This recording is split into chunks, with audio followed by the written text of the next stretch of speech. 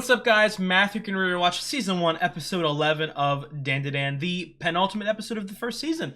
Last episode was great, dude. Like, I loved the Dover Demon shit. It got me, man.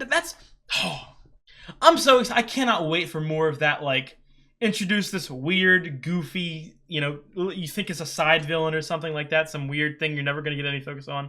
And then they either hit you with some twist where they're actually really good at heart, or they hit you with some horrific backstory. I cannot wait for them to continue doing that. I would assume that that's going to keep being amplified each, interaction.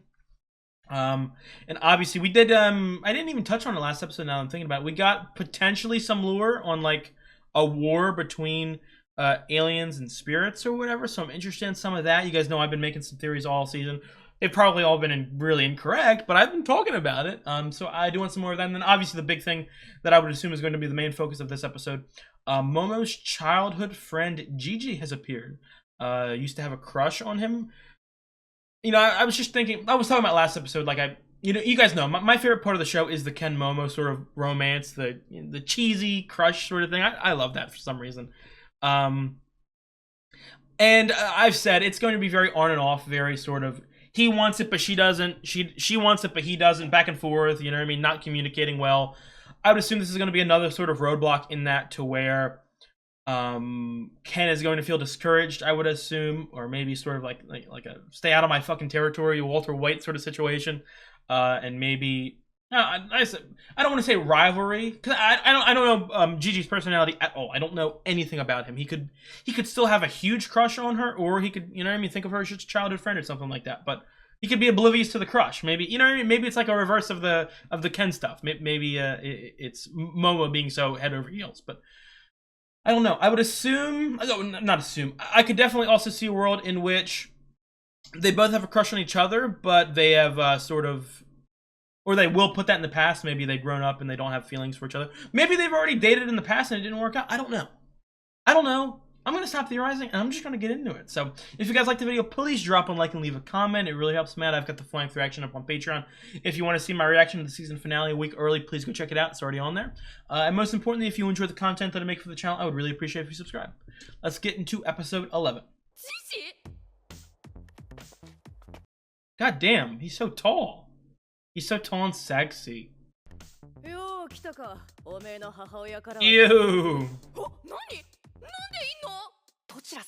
Dude, Ken is... Someone has entered his territory, man.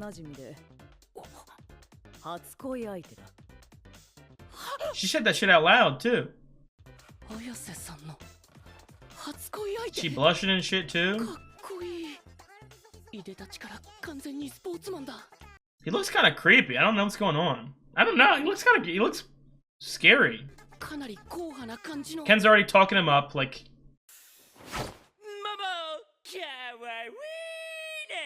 Oh, Jesus Christ. Oh my God. He fooled me. I thought he was cool. He's a goober. He's a Sanji goober.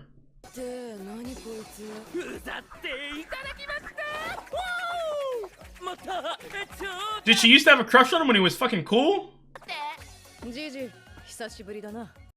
Hisashiburi da na. Sorry.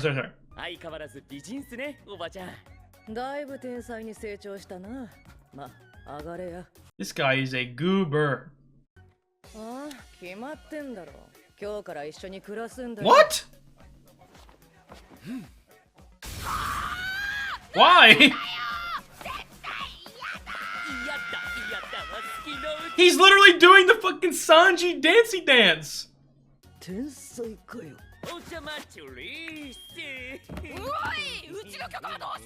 Not your house. Can I be honest, Ken? You kind of live here already. You don't go back to your family. You yourself have demon evil powers. You can't put that on anyone else.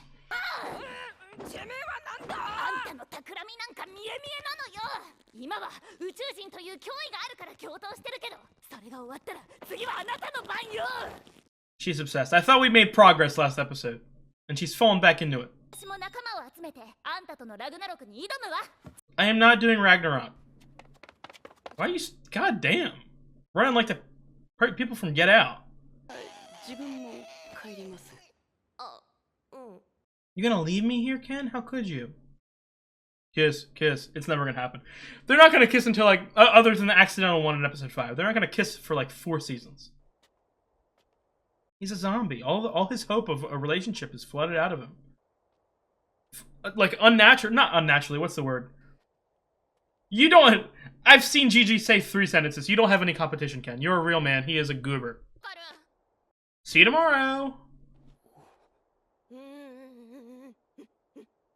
No. So cute. Motherfucker. That's so dude, this is so cute. I just want them to kiss. He's lost all his confidence. He didn't have any confidence in the first place. But he lost that 0.5% of confidence. We still gotta get his ball, dude. We ain't gonna get it for a while. I already made the prediction. When we find his ball, we're gonna bring it back to the house. We're gonna play baseball again. And Dodoria is actually gonna hit it this time. And we're gonna lose it again. What? Are they okay? Yo, Dodoria is fucking killing me. Like, I'm usually not a horn dog like this. But this is crazy.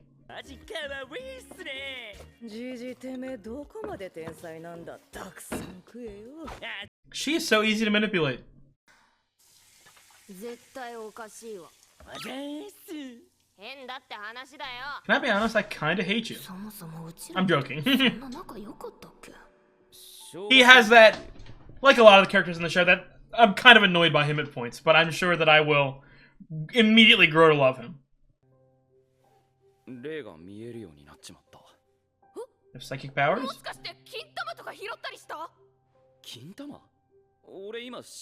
No, I have a golden banana. Oh,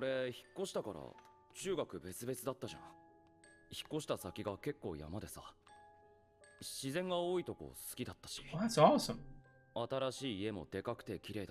Would you put on a fucking slideshow? You're not swiping anything. They're fucking with you? The ghosts are fucking with you? Oh, this creepy music. Ew, why do I have goosebumps? I don't like this.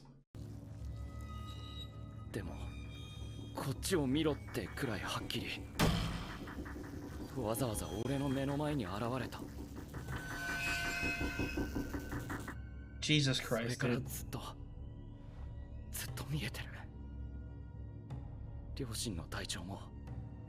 They were cursed. Should have come to Dodoria first. What? The top dogs?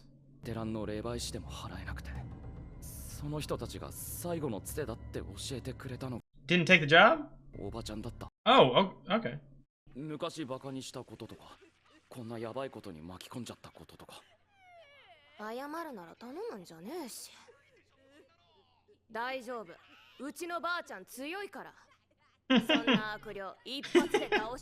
She's the strongest person in the world. Cut to her fucking giggling at TV.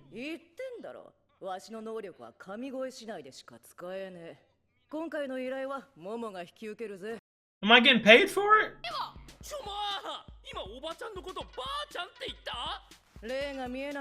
Is she not a grandma? I genuinely thought she was a grandma who looked young. Okay, yeah. We're going to this house. Oh my god, dude, they gotta stop doing this intro in the middle of the show. We're going to the house to get uniforms. Makes sense to me. Oh, Jin and Joji. Oh, Jesus Christ. Yeah, you guys can have him. I don't want him near me. Don't be telling my situation. Why are you telling my situation out loud? No.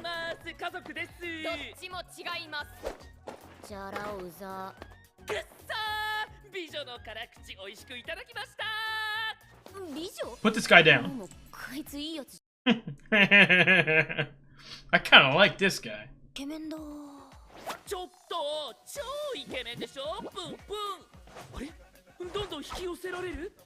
Did he just dab? What was that?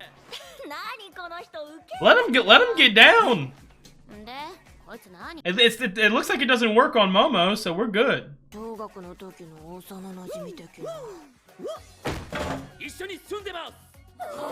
Why do you keep standing up?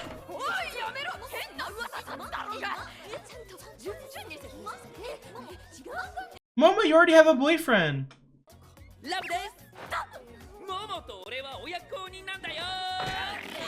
This fucking freak.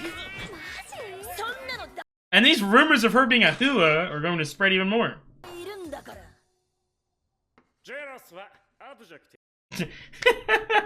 What great timing, Teach.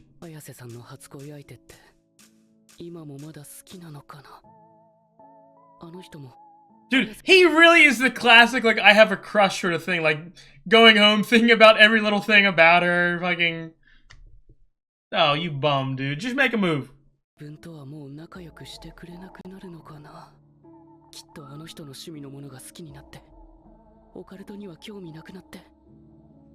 Ken, your self-conscious...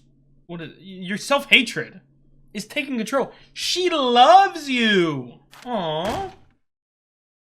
You're already in, dude. Don't act like a fucking baby child and slide your way out of the ins. You're in. You're not in the friend zone. You're in already. What are you doing?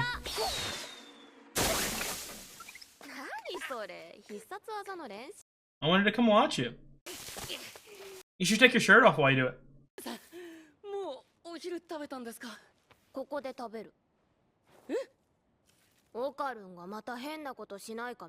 No.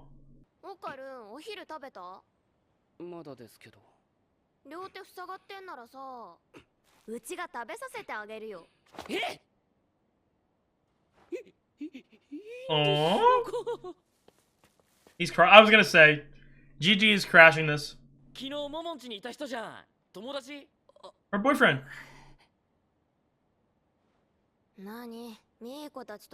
Miko! Oh, I do have Miko's name down.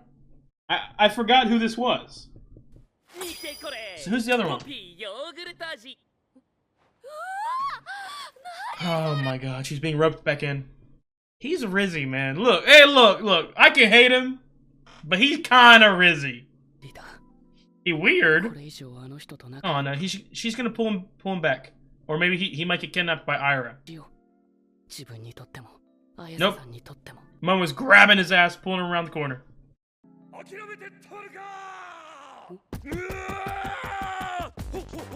Hello? Did a man an anatomy mannequin has risen?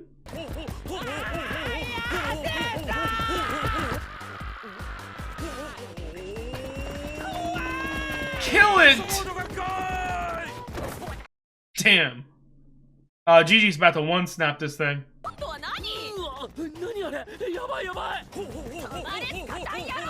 Oh, Momo got it, Momo. Oh, damn. No, Gigi a bum.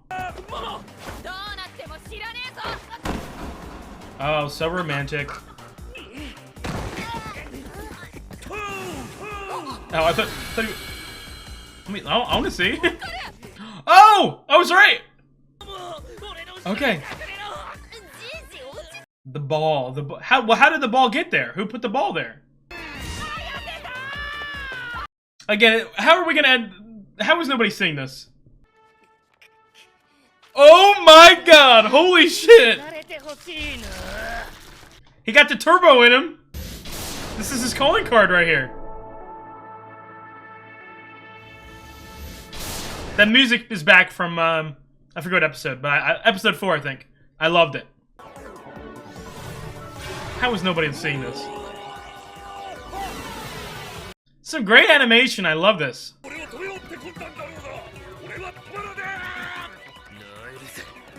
What? What do you mean by that?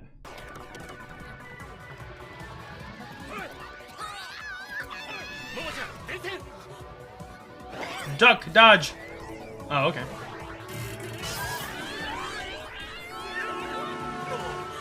Okay, so people are seeing this. Do people know, like, does the common people know that there's, like, alien shit going on?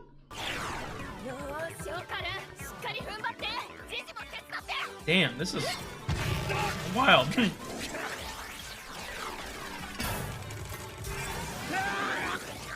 Oh, wow!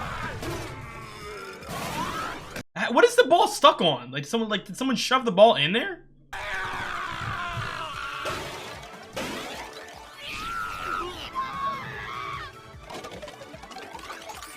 That's kind of awesome. That's kind of awesome, I ain't gonna lie. It's okay, we can go a second time.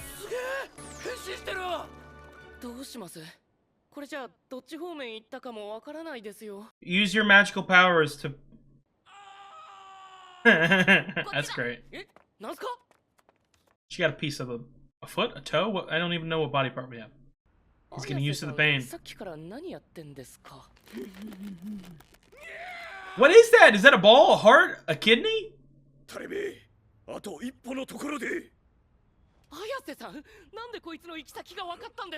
It's fucking obvious, Ken. Okay, got the heart.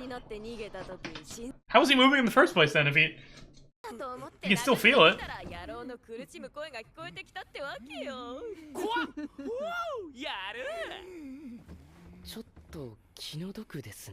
He's not gonna want to give up his sentience.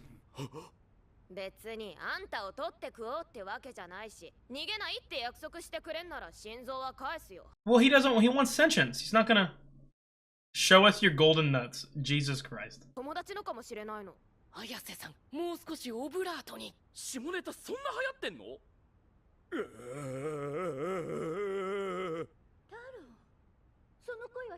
Hello?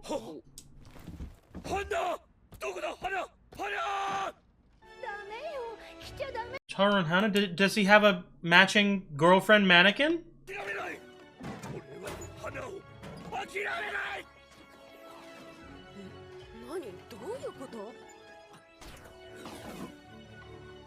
This whole show is just losing a body part and having that person, whoever has the body part, hold you hostage to do something.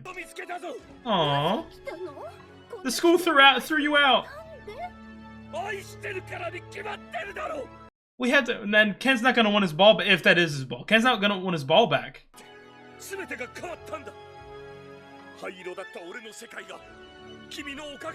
Oh! Kids! I have goosebumps. Oh my, he's just a MILF hunter.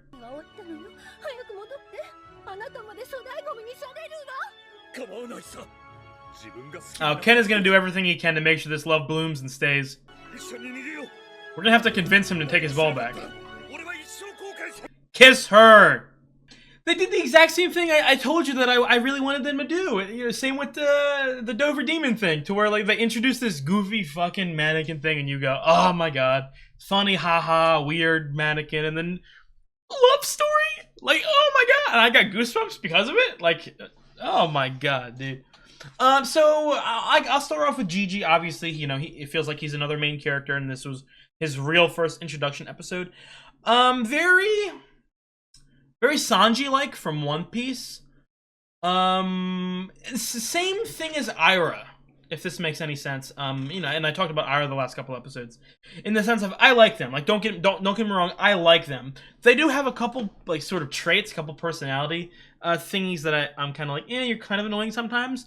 But I definitely just get the vibe that like they're annoying now, and they're not going to like necessarily stop having some of those annoying traits, but they're going to make me love them, and you know what I mean, completely root for them over the course of the show. So I'm very excited to see how these storylines go.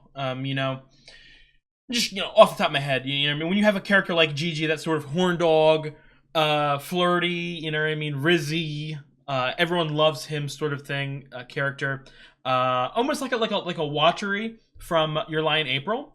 The best way for me to sort of grow to like that character is for them to get into a committed relationship. You know what I mean? Almost for them to like settle down. So again, it goes more into my thing in which I want him and Ira now to get together, to sort of help push down some of their more.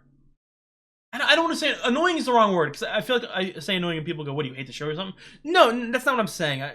They have like there's really like they have some grating personality traits, and I love some of them, but others are like yeah, you know. So I definitely want to see how that plays out. But yeah, like I said, I see a lot of potential for him. A lot, dude. And I just very little Ira this episode, but I cannot believe that this mannequin stuff with Taro and Hana.